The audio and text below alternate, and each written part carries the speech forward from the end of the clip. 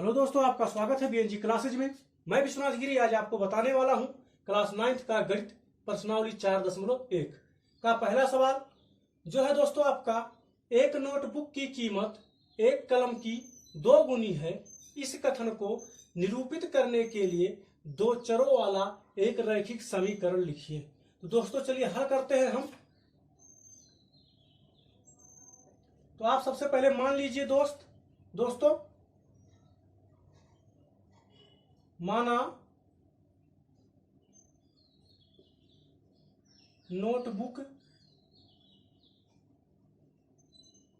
की कीमत बराबर x रुपया तथा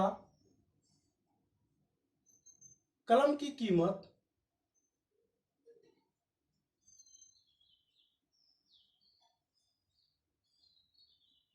बराबर y रुपया। ठीक है दोस्तों, इसमें आपको कुछ नहीं करना है। मान लेंगे पहले नोटबुक की कीमत x रुपया मान लिए और जो कलम है कलम की कीमत y रुपया मान लिए। अब हम लिखेंगे प्रश्नानुसार।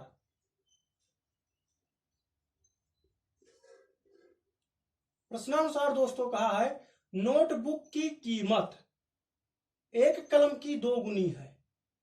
तो नोटबुक की कीमत क्या है दोस्तों, x है और एक कलम जो कलम है उसकी 2 गुनी है, तो ये आपका y हो गया और यहां पर आप 2 गुना कर देंगे, क्योंकि जब ये मान निकलेगा तो हमारा अगर हम x का मान निकालेंगे तो इस y का जब मान रखेंगे तो ये इसका 2 गुनी ही आएगा। तो जो आपका कहा है यहां कि एक नोटबुक की कीमत एक कलम की 2 गुनी है, तो x बराबर आपका 2y हो जाएगा। इसको आप ऐसे कर सकते हैं दोस्तों, x इसको पक्षांतर कर लीजिए, x माइनस 2y बराबर 0 हो जाएगा। वही का आपका निरूपित करने के लिए दो चरों वाला एक रैखिक समीकरण लिखिए, तो ये आपका आंसर हो जाएगा दोस्तों। ठीक है दोस्तों, मैं आशा करता हूं आपको सवाल समझ में आया होगा। अब चलिए देखते हैं दूसरा सवाल। अब दोस्तों आपका दूसरा सवाल है, निम्नलिखित रैखिक समीकरणों को ax plus by plus c बराबर 0 के रूप में व्यक्त कीजिए और प्रत्येक स्थिति में ये b और c के मान बताइए।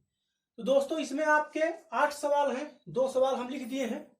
तो चलिए हम देखते हैं इसका हल, जो आपको कहा है कि इसके रूप में व्यक्त करना है।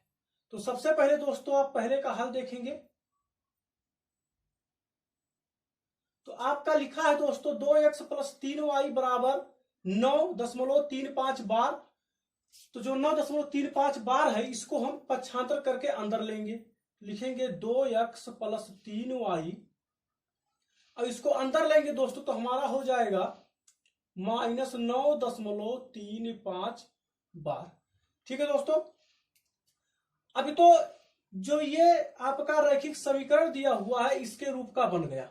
देखिए समझिए, ये ax हो गया प्लस by हो गया प्लस ये c हो गया, और जब इधर पक्षांतर करेंगे इसको तो बचेगा यहां पर बराबर 0। ठीक है दोस्तों, अब हमको निकालना है ये b और c के मान। तो देख रहे हैं x के आगे का जो मान होता है वह ये है, तो x के आगे का मान जो यहां पर 2 है तो आपका ये हो जाएगा। तो लिखेंगे ये बराबर, लिखेंगे अतः ये बराबर आपका 2 होगा और b बराबर दोस्तों आपका y के आगे का मान होता है, तो y के आगे का मान होता है इसमें 3, तो आप लिखेंगे 3। और जो c है दोस्तों, जो आपका ये लास्ट वाला अंक बच रहा है वो हो जाएगा, तो आप लिखेंगे c बराबर माइनस 9.35 बार।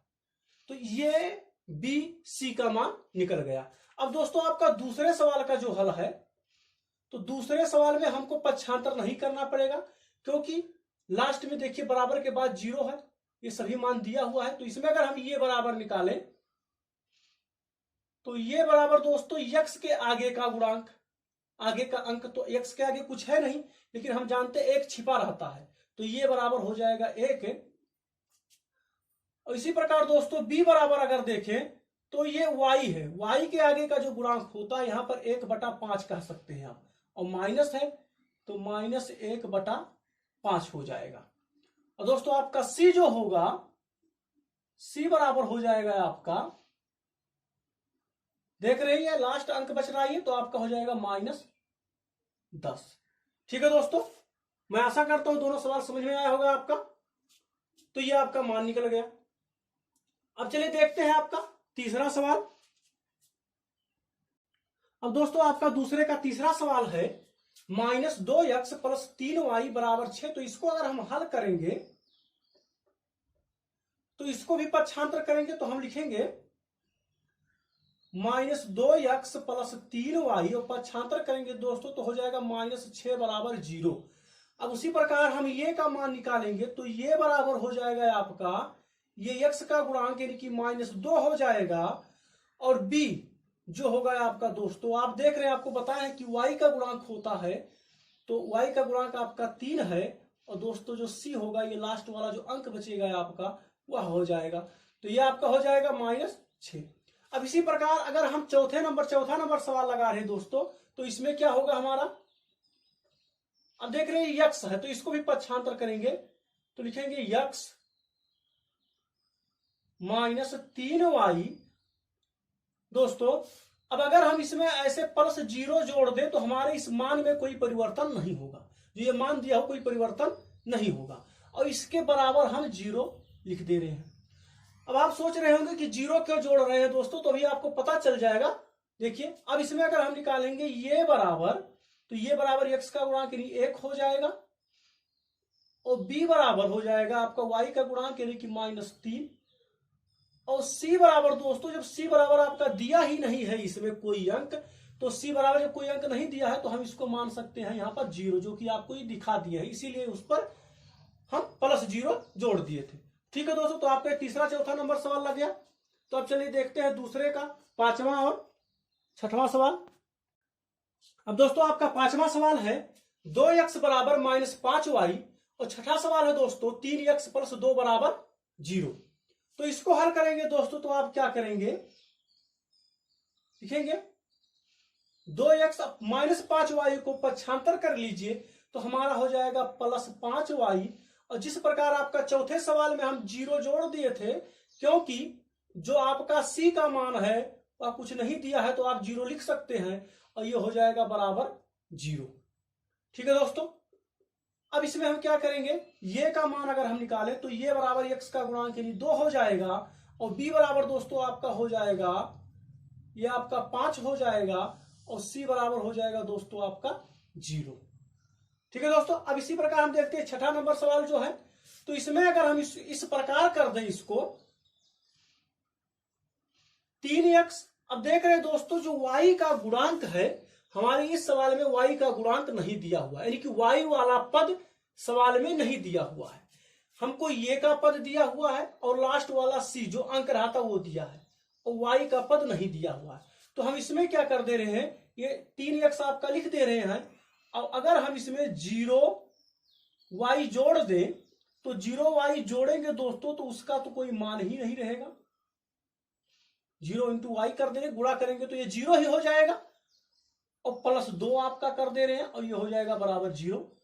तो अगर इसको हम पढ़ेंगे तो ये जो हल करेंगे तो ये 0 ही होगा, तो पढ़ेंगे 3x + 2। अब इसमें अगर हम ये बराबर निकालें तो आपका होगा 3, और b बराबर निकालेंगे दोस्तों तो आपका हो जाएगा इसका गुणांक यानी हो जाएगा 0, और c बराबर आप देख ही रहे हैं कि ये आपका 2 है। ठीक है दोस्तों, तो ये आपका पांचवा और छठवां सवाल लग गया। अब चलिए देखते हैं आपका सातवां और आठवां सवाल। अब दोस्तों आपका सातवां नंबर सवाल है, दूसरे का सातवां नंबर सवाल y - 2 = 0, और आठवां नंबर सवाल है दोस्तों 5 = 2x। तो चलिए हम सातवां नंबर सवाल हल करते हैं। तो इसमें हम क्या करेंगे, देखिए दोस्तों इसमें y का पद दिया है, और c वाला जो मान होता है वो दिया हुआ है, x का पद नहीं दिया हुआ है हमारा। तो इसको अगर हम ऐसे कर दें 0 × x + y - 2 = 0, तो हमारे इस मान जो हमारा ये आपका रैखिक समीकरण दिया हुआ है, जो ये मान दिया हुआ है, इसमें कोई परिवर्तन नहीं होगा, क्योंकि ये तो 0 ही हो जाएगा। सिर्फ हमको ये और ये b और c का मान निकालने के लिए ऐसा करना पड़ रहा है। तो अगर हम इसमें लिखेंगे ये बराबर आपका हो जाएगा दोस्तों 0, और b बराबर y का गुणांक यानी 1 है तो 1 हो जाएगा, और c बराबर दोस्तों आपका हो जाएगा -2। इसी प्रकार चलिए देखते हैं हम 8वां सवाल। तो 8वें सवाल में दोस्तों आप 2x को अंदर ले आइए। तो 2x को अंदर लाएंगे तो हमारा होगा -2x और यहां पर आपका बचेगा +5 बराबर 0। अब फिर देख रहे हैं ऐसे समीकरण ये बन चुका है।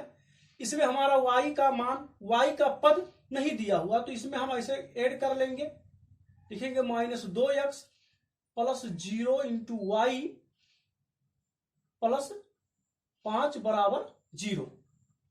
तो अब इसमें हम निकालें अगर मान, तो जो हमारा मान निकलेगा ये बराबर, ये हो जाएगा -2 और b बराबर दोस्तों आपका हो जाएगा 0 और दोस्तों c बराबर हो जाएगा आपका 5। तो दोस्तों ये आपका मान निकल चुका है। तो ये आपका प्रश्नावली 4.1 का पहला दूसरा जो सवाल है ये लग चुका है दोस्तों। तो दोस्तों आपको सवाल कैसा लगा कमेंट बॉक्स में लिखकर जरूर बताएं और वीडियो को लाइक करिए और अभी तक आपने हमारे चैनल को सब्सक्राइब नहीं किया है तो चैनल को सब्सक्राइब करिए। धन्यवाद।